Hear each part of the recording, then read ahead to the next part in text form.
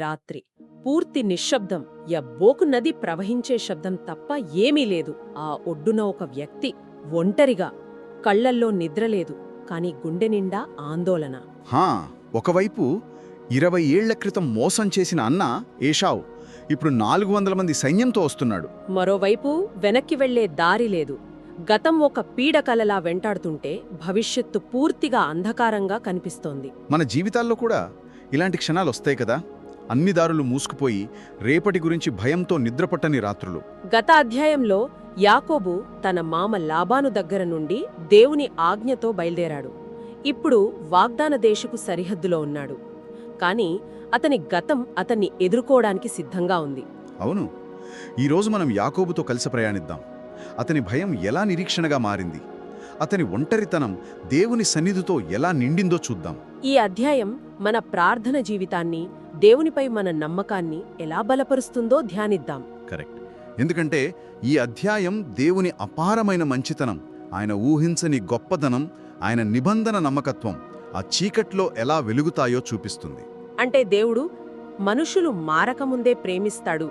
ఆయన కృప మన బలహీనతలో ఎలా పరిపూర్ణమవుతుందో చూస్తాం. సరిగ్గా చెప్పారు. ఈ వాక్య ధ్యానం కేవలం జ్ఞానం సంపాదించడం కాదు, దేవునితో మన సంబంధాన్ని బలపరుచుకోవడానికి, ఆయనను ఇంకా లోతుగా తెలుసుకోవడానికి ఇదొక మార్గం. అయితే ఆదికాండము 32వ అధ్యాయం 1వ వచనంతో ప్రారంభిద్దాం.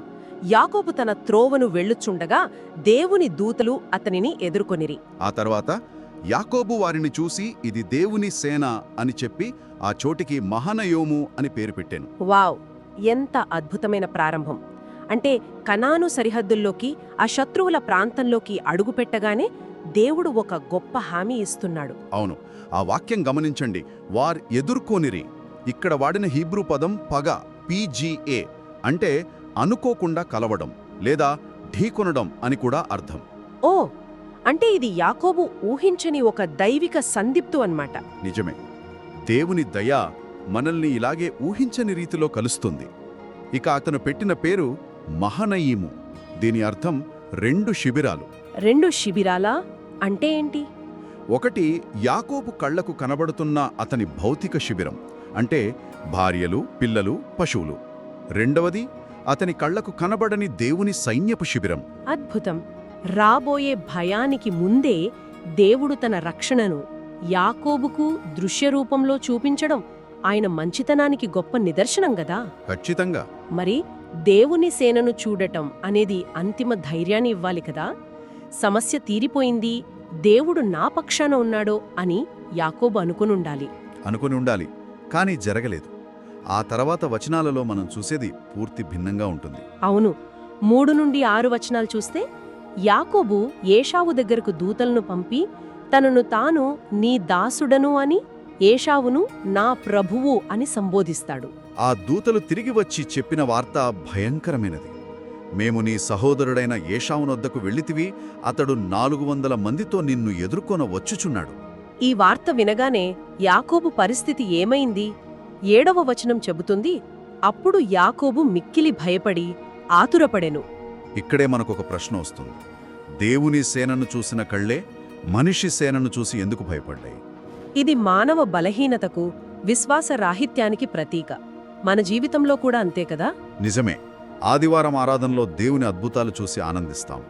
కానీ సోమవారం ఉదయం ఆఫీస్లో ఒక చిన్న సమస్య రాగానే భయంతో కుంగిపోతాం. యాకోబు భయం ఎంత తీవ్రంగా ఉందంటే హీబ్రూలో వాడిన పదం యాత్సర్, అంటే ఊపిరాడనంతగా ఇరుక్కుపోవడం. ఆ ఒత్తిడిలో, ఆ భయంలో అతను వెంటనే తన సొంత వ్యూహాన్ని అమలు చేశాడు. 8వ వచనంలో తన జనులను, పశువులను 2 గుంపులుగా విభాగించాడు. ఏషావు వచ్చి మొదటి గుంపును చంపినా కనీసం 2వ గుంపైన తప్పించుకుంటుందని అతని ప్లాన్. ఆ ఆలోచనలో ముందు చూపున్నా దాని వెనుక ఉన్నది విశ్వాసం కాదు, భయం. అతను తన బలాన్ని, తన తెలివిని నమ్ముకున్నాడు. కాని దేవుడతనికొక పాఠం నేర్పించాలనుకుంటున్నాడు. సరిగ్గా. మన సొంత ప్రణాళికలు, మన వ్యూహాలు మనల్ని ఒక స్థాయి వరకే కాపాడగలవు. నిజమైన విడుదల దేవుని నుండి మాత్రమే వస్తుంది. తన వ్యూహం తన భయాన్ని తగ్గించలేదని గ్రహించిన యాకోబు ఆ తరువాత సరైన పని చేశాడు, మోకరించాడు. అవును. 9వ వచనం నుండి 12వ వచనం వరకున్న ఈ ప్రార్థన మనందరికీ ఒక గొప్ప పాఠం. అతను తన భయాన్ని ప్రార్థనగా మార్చాడు. 9వ వచనం. అంతట యాకోబు, నా తండ్రి అయిన అబ్రహాము దేవా, నా తండ్రి అయిన ఇస్సాకు దేవా అని మొదలుపెట్టాడు. ఈ ప్రార్థనలో ఎంత శక్తి ఉందో చూడండి.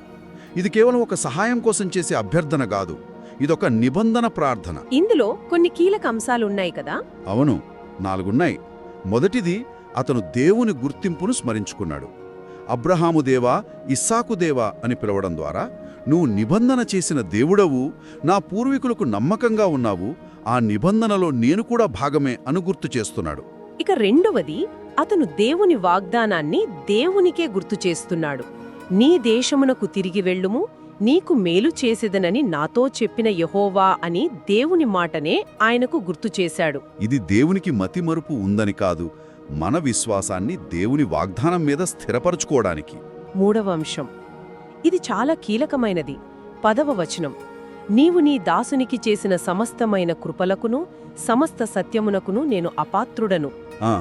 ఇక్కడ కృపకు వాడిన హీబ్రూ పదం హెసెద్, అంటే నిబంధన నమ్మకత్వం లేదా మార్పు లేని ప్రేమ. సత్యముకు ఎమెత్, అంటే విశ్వసనీయత. అంటే ప్రభూ, నీ మార్పులేని ప్రేమకు, నీ నమ్మకత్వానికి నేను ఏమాత్రం యోగ్యుడను కాను అని ఒప్పుకుంటున్నాడు. ఆ మాట హెసద్, మార్పులేని ప్రేమ. యాకోబు నోట ఆ మాట రావడం ఎంత కష్టంగా ఉండుంటుంది. ఎందుకు? ఎందుకంటే అతను తన జీవితంలో ఆ ప్రేమను చూపించడంలో విఫలమయ్యాడు, ముఖ్యంగా తన భార్య లేయా విషయంలో. అవును, అతను రాహేలును ప్రేమించాడు కాని లేయాలు ఎప్పుడూ ద్వేషించాడు. సరిగ్గా ఆ నేపథ్యం ఈ ప్రార్థనకు మరింత లోతునిస్తుంది. ఆదికాండము 29:31 చెబుతుంది, లేయా ద్వేషింపబడుట యెహోవా చూచి ఆమె గర్భము తెరిచెను. ఆమె తన కుమారులకు పెట్టిన పేర్లలో ఆమె వేదన కనిపిస్తుంది. రూబేను అంటే నా శ్రమలు చూశాడు, షిమ్యోను అంటే నా మొరె విన్నాడు, లేవి అంటే నాతో హత్తుకుంటాడు. ఆమె తన భర్త ప్రేమ కోసం ఎంత పరితపించిందో కదా. నిజమే. ఈరోజు ఎవరైనా నన్ను ఎవరూ ప్రేమించడం లేదు, నేను ఎవరికీ అక్కర్లేదు అని బాధపడుతున్నారా? లేయా కన్నిటిని చూసిన దేవుడు మీ కన్నిటిని కూడా చూస్తున్నాడు. యాకోబు చూపించలేని ఆ హెసదును దేవుడు లేయాకు చూపించాడు. ఇప్పుడు యాకోబు అదే హెసదు కోసం దేవుని దగ్గర అడుక్కుంటున్నాడు. ఇది అతని పశ్చాత్తాపానికి, వినయానికి నిదర్శనం. ఇక ప్రార్థనలో 4వ అంశం స్పష్టమైన విన్నపం. 11వ వచనం, నా సహోదరుడైన ఏశావు చేతి నుండి నన్ను తప్పించుము. అతను తన భయాన్ని దాచుకోలేదు, సూటిగా స్పష్టంగా అడిగాడు. ఆ తర్వాత వెంటనే 12వ వచనంలో మళ్లీ దేవుని వాగ్దానాన్ని పట్టుకున్నాడు. నీవు, నేను నిశ్చయముగా నీకు మేలు చేయుదును అని సెలవిచ్చితివి గదా అని తన ప్రార్థనను దేవుని వాగ్దానంతో ముగించాడు. ఈ ప్రార్థన మనందరికీ ఒక గొప్ప నమూనా. దేవుని నిబంధనను గుర్తు చేసుకోండి, ఆయన వాగ్దానాలను పట్టుకోండి, మన అనర్హతను ఒప్పుకోండి, మన అవసరాలను స్పష్టంగా అడగండి. మనం ప్రార్థనలకు ఆధారం మన యోగ్యత కాదు, దేవుని నమ్మకత్వం. సరిగ్గా. అయితే ప్రార్థన చేసిన తర్వాత యాకోబు ఊరుకోలేదు. 13 నుండి 23 వచనాలు అతని చర్యలను వివరిస్తాయి. అతను దాదాపు 580 పశువులను బహుమతిగా పంపడానికి సిద్ధం చేశాడు. 5 గుంపులుగా వాటిని పంపి ప్రతి గుంపుకు మధ్య దూరం ఉంచాడు. ఏశావు కోపాన్ని మెల్లమెల్లగా చల్లార్చాలనేది అతని ప్రణాళిక. ఇక్కడొక ఆసక్తికరమైన విషయం ఉంది. ఒకవైపు ప్రార్థించి దేవునిపై ఆధారపడ్డాడు, మరోవైపు తన వంతు ప్రయత్నం చేస్తున్నాడు. అవును, దైవ సార్వభౌమాధికారం, మానవ బాధ్యతలకు మధ్య ఉన్న సమతుల్యతను ఇక్కడ చూస్తాం. ఏశావును శమింపజేయుటకు వాడిన హిబ్రూ పదం కప్పెర్ దానికి ప్రయత్నిస్తున్నాడు. ఆ తర్వాత అతను చేసిన పని చాలా ప్రాముఖ్యమైనది. 22, 23 వచనాలు. ఆ రాత్రి అతడు లేచి తన 2 భార్యలను, తన 2 దాసీలను, తన 11 కుమారులను తీసుకొని యబ్బోకు రేవు దాటించెను. తన సర్వస్వాన్ని, తన కలిగినదంతటినీ ఆ నది దాటించేశాడు. తన భద్రతను, తన కుటుంబాన్ని, తన ఆస్తిని అన్నిటినీ నదికి ఆవలి వైపుకు పంపించేశాడు. ఆ నది పేరు యబ్బోకు, జబ్బోక్. ఆ హీబ్రూ పదానికి అర్థం ఖాళీ చేయుట లేదా కుమ్మరించుట. ఎంత ప్రతీకాత్మకంగా ఉందో చూడండి. నిజమే.